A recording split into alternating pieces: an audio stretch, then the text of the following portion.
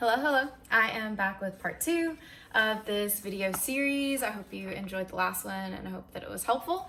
I'm going to go ahead and get the disclaimer out there and then we'll dive right in. Again, I'm not a licensed professional. I'm not a licensed therapist. Please talk to the appropriate professional when needed, and please seek help if you're experiencing any suicidal thoughts or thoughts of self-harm.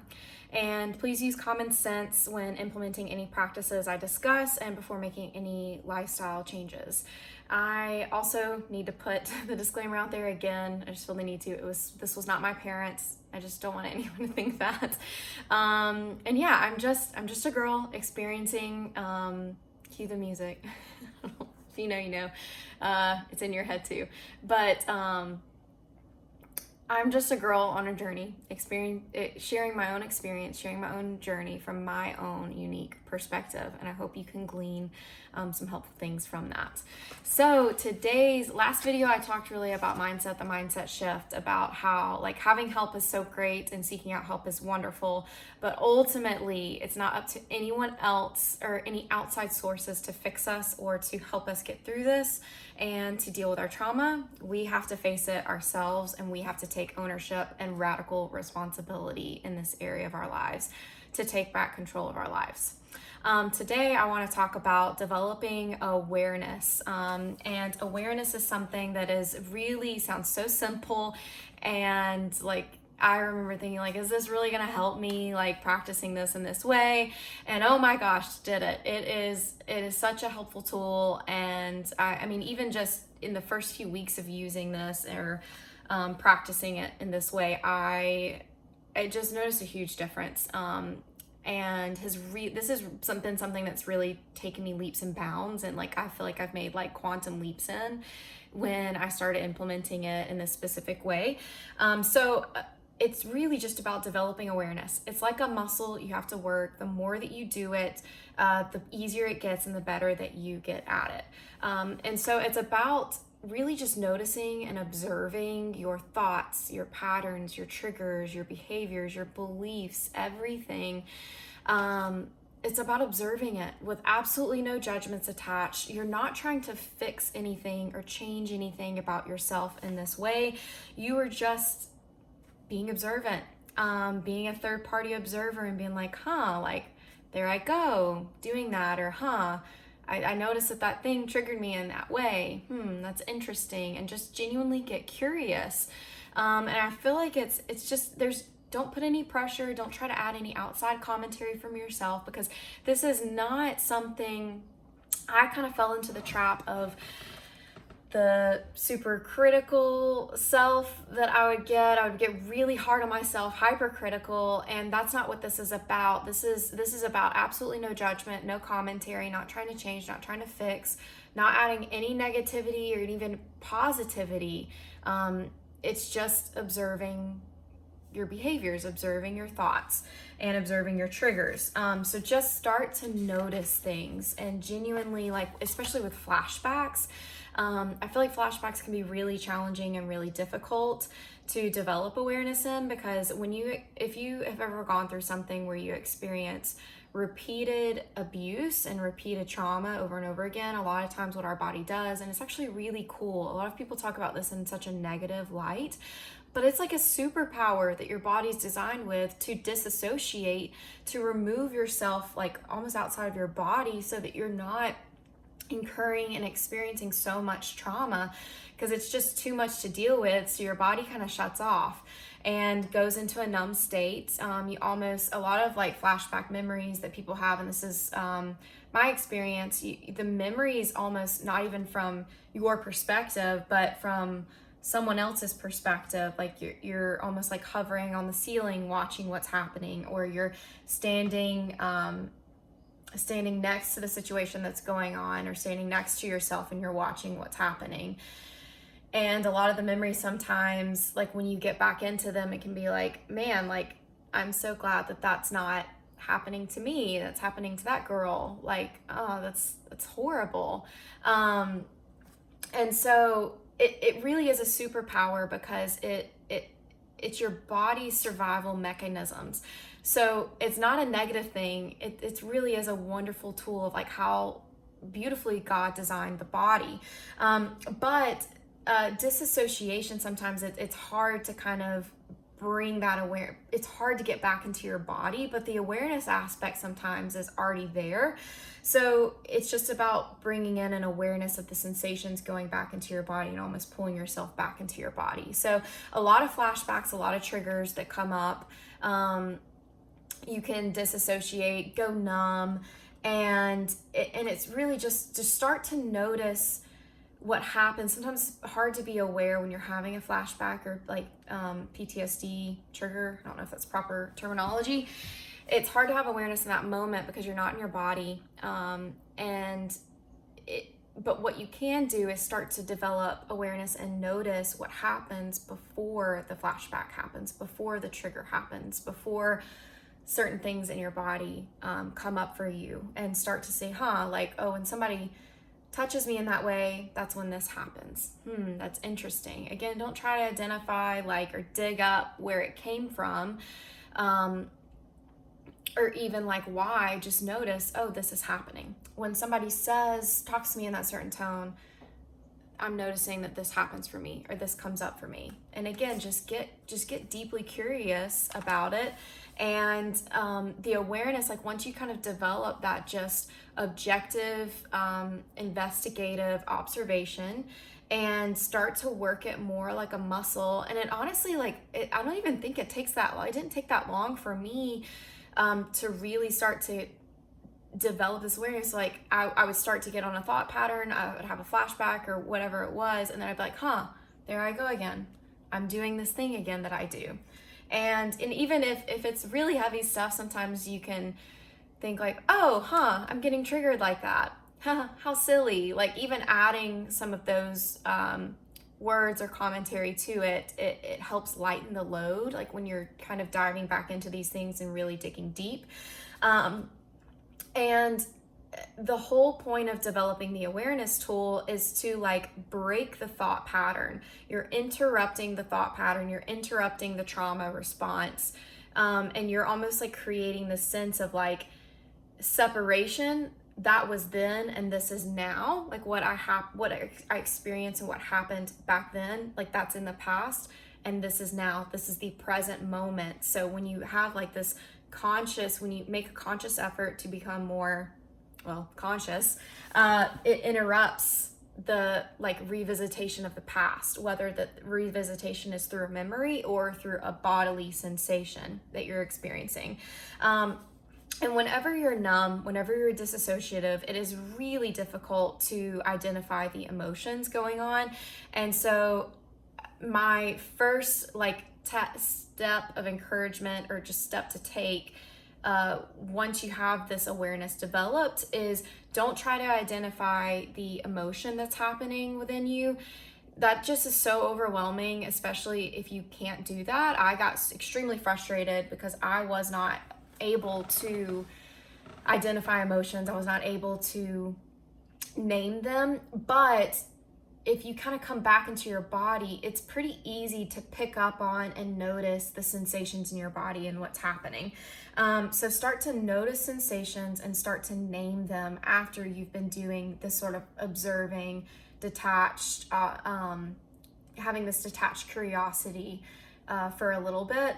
And for example, the sensations like you could be experiencing could be like a tightness and a breathlessness in your chest, where you kind of can't feel like you can't take a deep breath. And another thing could be you're experiencing really intense rage. Your heart rate starts to get really high. You start to feel really hot in your face. The blood rushes to your face. Or another example could be like your fingertips, your teeth start to tingle, your limbs start to get numb, or you start to have a lot of like muscle contractions and like a lot of tension in your body. Notice those things and pay attention to them, and really, really listen to what your body is telling you is going on, because it goes beyond just like emotions happening in your brain. Emotions do not exist purely in a vacuum in your brain. It's experienced throughout your entire body. The trauma that you experience happened to your whole body. You're a whole human being. heart, soul, spirit, mind, body. It is all so interconnected. Our brains do not exist in a vacuum. They exist within our bodies. And emotions, trauma is absolutely stored within the body. That has been proven, a lot recently through lots of studies and books, etc.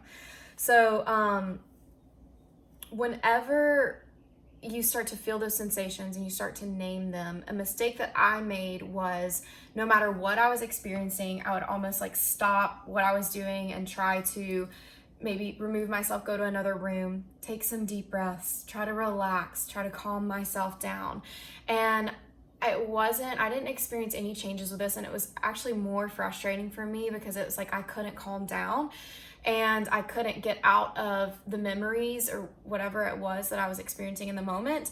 But whenever your body is so intelligent, it is so innately, intelligently designed. There's so much wisdom to it.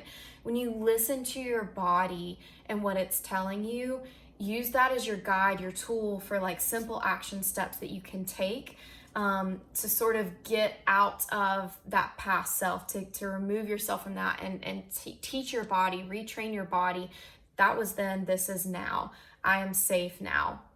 Is to, like, so for example, let's say you're experiencing tightness in your chest and that breathlessness like I talked about.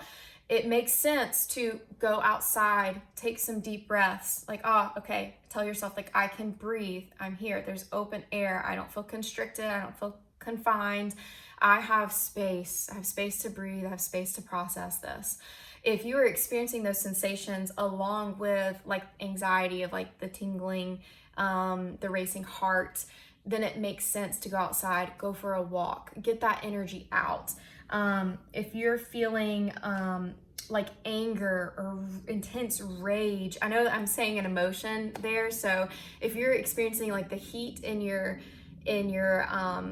face, the like tension in your body, where you're almost just like you can feel the muscles tensing up, like you could rear back and like punch something, where you just kind of feel out of control of your body, that would make sense to go lift some weights, go do a sprint workout, go run, go lift some weights, scream into a pillow, punch pillows, like just, you have to get that energy out of your body. That's the way our bodies process things, is that whenever you're just sitting with them or you're trying to bury them, which is the worst, or you're trying to do things that don't make sense for your body to get rid of that, that's when emotions and trauma gets really trapped and stored in our bodies. And we have to start to unearth that and work through that and face it head on and process it in a way that makes sense. Like if you think about children, and a lot of my healing journey has been attempting to kind of go to become like a child again, because if you notice, children, they will throw a tantrum. Like they use their whole body, they scream, they kick, I've observed this firsthand. They go nuts and they do what they need to do to get the frustrations they're experiencing out of their body. Obviously, if you're in a public setting, it's not appropriate, but maybe like when you go home, like throw a little temper tantrum behind a closed door. Like it genuinely is so powerful and so helpful to do that. And in particular, if you're feeling a lot of numbness or tingling, it's a lot of people, like when I was actually a really young child, I didn't realize this or kind of connect dots. I didn't even know what I was doing.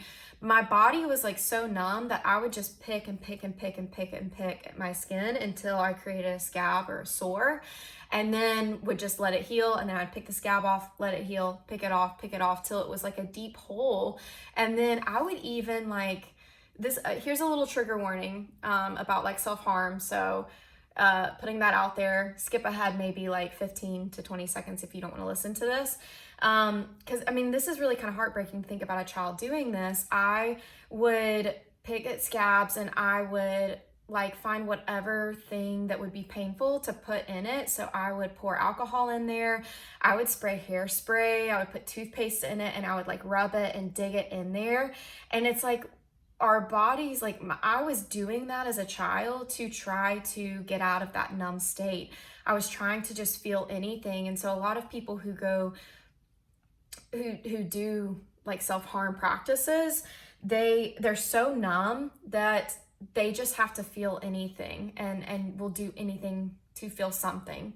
And because like the numbness is almost it's just like deafeningly loud, of like it's such an unbearable sensation, like to not feel anything.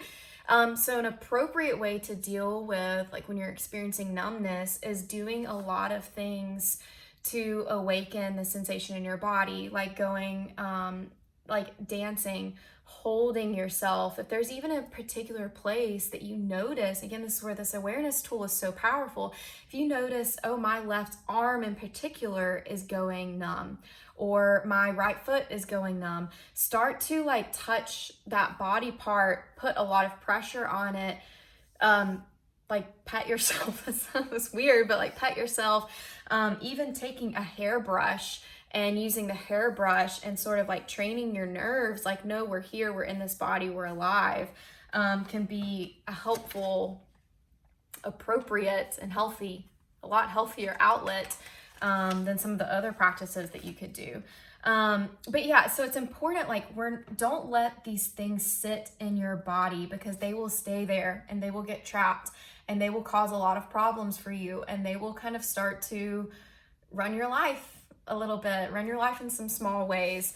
We're trying to move through the emotions, get past them, and get them out of our body. A lot of our issues stem from trapped emotions in our bodies and not truly processing things and dealing with things. I used to think that I was strong because I could push things down. I used to think that I was strong because I could ignore things, I could stuff stuff down, and that is just not true. It makes you weaker long term to do that. It helps you survive in the moment, but this is something, as hard as it is, over time, little by little, you do have to face what happened to you in order to move past it.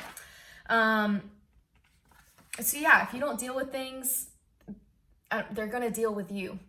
They're going to start to, like, when you are a slave to your triggers, you're giving away your most valuable thing that you have, and that's your time, that's your energy. And whenever you just give into your triggers and you're letting them run your life and letting them take over your body, that's just not a real way to live. That's you getting in survival mode and staying trapped in survival mode in your body. You're not able to be your most authentic self. You're not able to experience the good things in life as much. So I want to encourage you to start trying this out. Try to be more aware, get curious about your thoughts, your beliefs, your behaviors. When flashbacks come, start to take notice of these things, observe them with a lighthearted curiosity, and then really dive into, just don't even think about the emotion you're experiencing if you can't identify it, and start to try to identify what's happening in your body. And then simple action steps of doing things and moving your body in ways that make sense, going for runs. And you know, a lot of times I've dealt with pretty severe nighttime anxiety, where all of a sudden I lay in my bed, because a lot of my abuse happened in a bed at night, and I struggled so much with nighttime anxiety, and whenever I was struggling, and I would get all these flashbacks, or I would feel like that tightness in my body, that tenseness, the struggle, the disassociation, all of that. Like, I would just lay there, and I would just try to breathe through it and like calm myself down. And I started realizing like that didn't work. Like, and I would try to pray through it, and it was super helpful to pray and sort of let it go and like give it to the Lord. But I still wasn't really facing it myself. And it made so much more sense for me to just get up and get my body moving, and is like to go into another room and not just sit there and rot in this struggle to actually get out and move my body and get the energy out, and then find appropriate ways to process that trauma, process those emotions. And even in that time, like, that's an inconvenient time to do it, but it was a powerful time where I was able to do it. So anyways, I hope that this was helpful, and please let me know Again, if you want to contact me, if you have any thoughts or anything you want to work through together, I'm available via YouTube, Instagram. Instagram is just at Darcy Wilkes, as well as my email. I have a contact form on my website, or you can email me directly at info@DarcyWilkes. I hope you have a fantastic day and stay tuned for part 3.